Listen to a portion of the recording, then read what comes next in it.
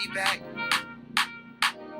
we back, and we back, and we back, and we back, and We're back. Did you miss me? This is the Black Star review of Is God Is.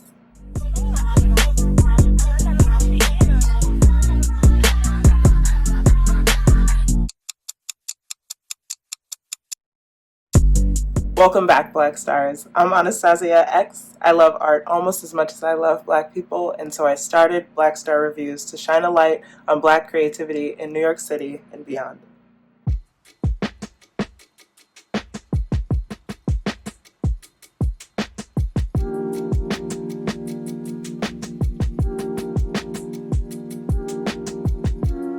Let's take a moment for the ancestors.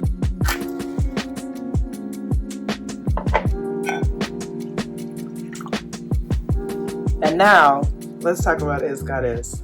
Remember that you can read this review on my website, blackstarreviews.com, and you can also see more of my unfiltered hot takes on Instagram and TikTok under blackstar.reviews. And now this is my 5 Black Star review of Aleshea Harris's film, Is God Is. When Sinners premiered around this time last year, audiences left the theater wanting more. Not only did people see the film a second, third, or even fourth time, and I admit I saw it twice, they lobbied Ryan Coogler to build out the Sinners universe Marvel style to include backstories on Annie's hoodoo apothecary, the indigenous band of vampire hunters, or Smoke and Stack taking on Chicago. In the meantime, folks exchanged recommendations of books, movies, and music within the film's aesthetic niche. Black Southern Gothic thriller. This year, another film has joined the chat. For anyone who saw Sinners and thought, I wish this movie had more women's rights and wrongs, Is God Is will more than satisfy. However, any overlap between the two stories is coincidental, since Is God Is was a play long before Sinners was a movie. It premiered in 2018 at Soho Rep. Sadly, I did not get to see it on stage, but by translating her stage play into a screenplay and directing this film, Aleshea Harris has made sure time and place won't keep you from this story. The film follows grown twins, Racine, the rough one, played by Kara Young, and Anaya, the quiet one, played by Mallori Johnson, in a time that could be now or maybe 10 years ago. The two do everything together. We see them communicating telepathically while brushing their teeth over a single sink, sleeping nearly side by side in twin beds. I see what they did there. And their last day of work, cleaning a corporate high-rise after hours. The girls are fired after Racine accosts an office worker. They take turns icing each other's burns, Anaya's face, Racine's arm. They have a rhythm and a system. Racine does all the talking. Anaya stays in the back, and if things start to get unruly, Racine solves things with violence. This rhythm continues when the two are summoned down south by a mother they can barely remember. While Anaya is hesitant, Racine insists that they make the trip to meet the woman who made them, the woman she thinks of as God. Their mother, played by Vivica A. Fox in biting staccato, is bedridden. She was burned on the bottom half of her body in the same fire that disfigured the girls. While we don't see her burns, her daughters do. In a flashback, we see what happened. A scorned husband, accelerant, and a match. God gives them a mission. Make your daddy dead. Real dead. Not only for what he did to her, but for bringing the girls into the room to watch and leaving all 3 of them for dead. Racine doesn't need any more convincing to unleash her violent wrath and huntress instinct on her father, and she drags Anaya along on the chase. As if in a fable, everyone the girls meet along the way has a story that should serve as a stark deterrent. First, they meet a woman preacher, played by Erika Alexander, you know her from Living Single, who keeps a shrine of the trivialities their father left behind, small stuff, cologne, hairbrush, when he impregnated and abandoned her. Next, the girls meet the lawyer, played by Mykelti Williamson, who helped their father beat his arson case. He is tongueless and communicates with a little whiteboard. His first message is to forget about their father altogether, but after a negotiation with Racine, he offers an address. The last person standing between the girls and their fatal goal is their father's new wife, played by Janelle Monáe. She may not be burned, but she's just as scarred as their mother is by the monster Racine has sworn she'll slay. Racine's dedication to neutralizing anyone in her way, to say nothing of the background violence, is likely to polarize audiences. There's blood on the leaves, on the ground, on the twins' unlaundered tank tops. Beatings are delivered with a rock and a sock, swung with no mercy.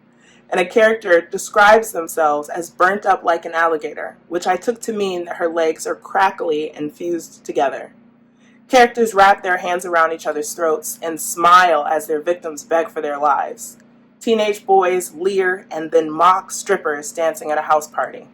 The camera never shies from Racine and Anaya's burns.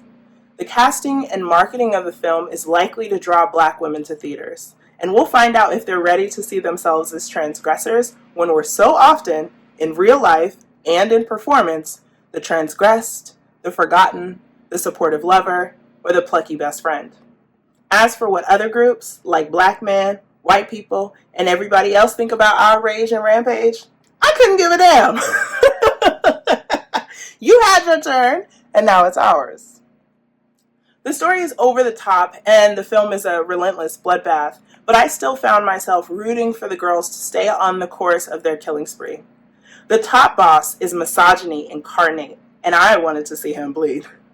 At first, we only see their father in angles, his clean-shaven lips and chin, his relaxed silhouette leaning in a doorframe, his narrowed eyes in a rearview mirror. When we finally see all of him at once, he seems innocent enough in khaki pants and Yeezy slides, but he's every bit a demon. He's played by Sterling K. Brown, and the slow creep of his wicked nature is muddled by your own disbelief that the actor who's long played the hero is taking a dark turn. Each role is filled with someone familiar doing something unexpected. Erika Alexander goes tongue-in-cheek. The ever-iridescent Janelle Monáe is a sniveling mess. Vivica A. Fox is the quietest and angriest I've ever seen her. Seeing Kara Young on the big screen for the first time makes me wonder how many of her micro-expressions I've been missing from my seat in the orchestra. Right before Racine kills, her eyes twitch and her face contorts. My blood ran cold when she looked into the camera. Mallori Johnson's performance starts out as sideways glances and silent reactions until Anaya finds her power. Then, Johnson's riveting portrayal of a cornered woman at her breaking point explodes the frame. Recently, the internet's been chattering about the responsibility of Black audiences to support Black films. The same talking points I've heard for years have resurfaced. If we don't see this one, we may not get another. Word on the street is that if we don't go see You, Me, and Tuscany, Black rom-coms will die. Please. Please. I'm sure there's a lot riding on Is God Is as well, since it's a film based on a play, not a musical, written and directed by a Black woman, starring a whole lot of Black women, but there's no need to push a scarcity mindset or the promise of some next hypothetical film to move tickets. On its own merits, Is God Is a magnificent picture and an original story of two women using the little they've got to bring down the justice they feel they deserve. When the wind flows through their matching gold braids on the drive down south, they're free and they're divine. I could watch it all day and still want more. Is God Is written and directed by Aleshea Harris. The Amazon MGM Orion Pictures production will premiere in theaters on May 15th, 2026.